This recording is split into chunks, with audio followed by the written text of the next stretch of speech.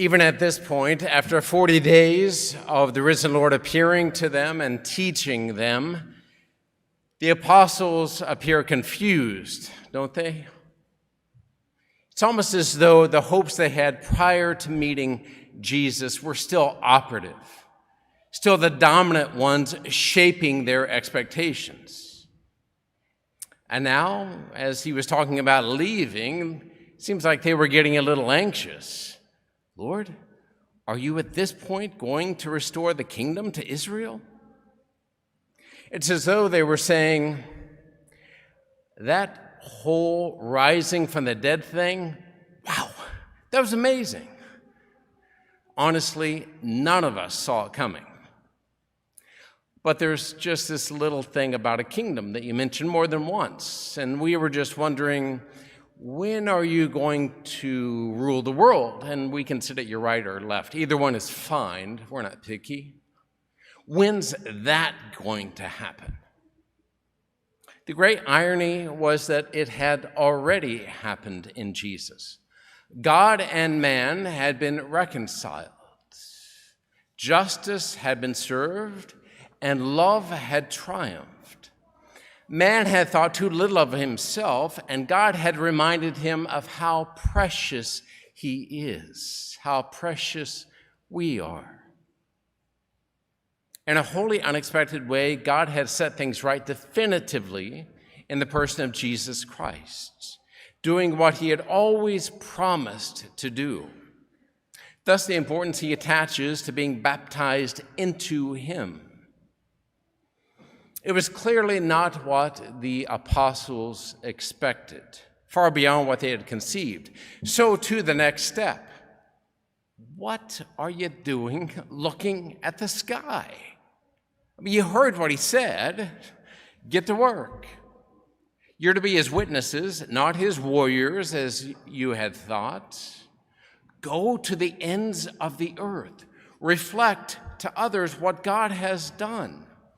Give everyone the chance to enter into the kingdom, to enter into him, and to collaborate with their king in preparation for his return. I mean, based off of Israel's history and their own personal lives, many were poor, uneducated fishermen. It's no wonder if the apostles couldn't envision what was next, where'd they go, what they'd do. This makes me think of some of the unexpected moments in my own journey.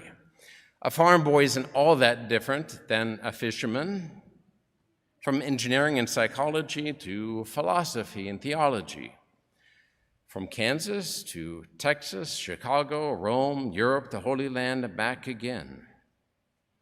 From sports, friends, and girlfriends to illness, conversion, and priesthood.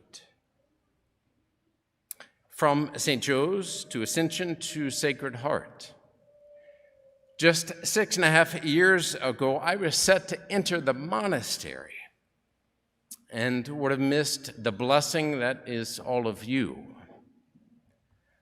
God provides in unexpected ways, which gives me consolation and confidence that he will continue to do so for me and for you, as you warmly welcome a new priest as your pastor come July 1st, and I set off for my next assignment. It's certainly not what I had expected. Every year, priests are given a survey by the archdiocese. Do you want to stay or do you want to go? I said, leave me alone. I'm happy here. But I'm not my own. None of us are. So as the communication began, and as the Archbishop spoke with me, as I thought and spoke, I said, it seems to me the parish is in a good place. We're on a good trajectory. We have a superb staff that can help the new man transition. And I said, Archbishop, I have one request, one demand, wink, wink. Please don't just send any yahoo here. Send somebody who is capable of jumping in and working alongside everyone else. Please don't send one here to mess things up. I can't share who it is. That'll come out in 11 soon. But I'm confident that it'll be a good fit. I know he's excited to come, which is a very good thing. He is young, which I know will interest some of you. We can shape him just as we want him. Normally, a departing priest would not be able to share where he's going so that that news doesn't get to that parish before the priest announces there, but because of the circumstances at the parish to which I have been assigned, I can share details.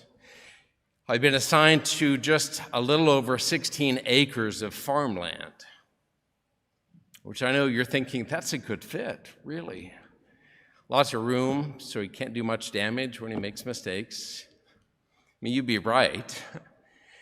But we're low on priests, and there's a hole to be filled, so they scrape the bottom of the bucket and assigned me to John Paul II parish in Oleta.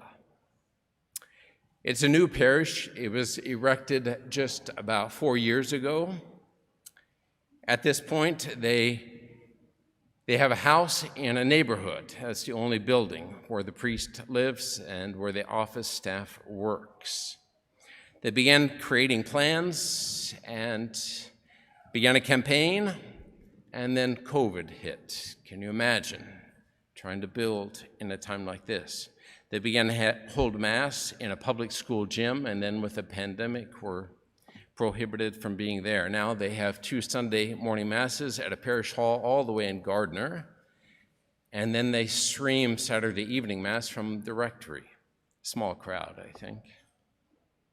Last October, their pastor took a leave of absence, and he since discerned his gifts aren't an ideal match for the needs there, which is why I can share this with you. Seems to me it's a decision of great humility, self-awareness. So since October, they've had an administrator to cover the basics, and he's done good work. Albeit for different reasons, we know what it's like to lose a priest, 2 priests in fact, and how hard that can be.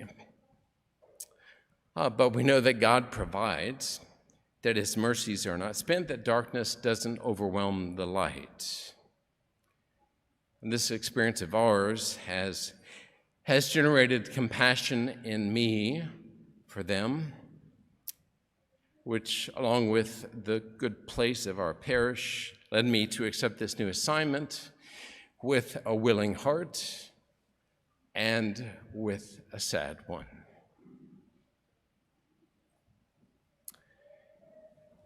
The fullness of God's kingdom comes only with the return of the King, which, if the gospel is any indication, means that the time given to his disciples in this life is characterized both by working with Jesus to set things right and by saying goodbye until we meet in that place where goodbyes are no more. So let's continue to work together with Jesus, even if a few miles separate us, while looking forward to the day when all distance is overcome.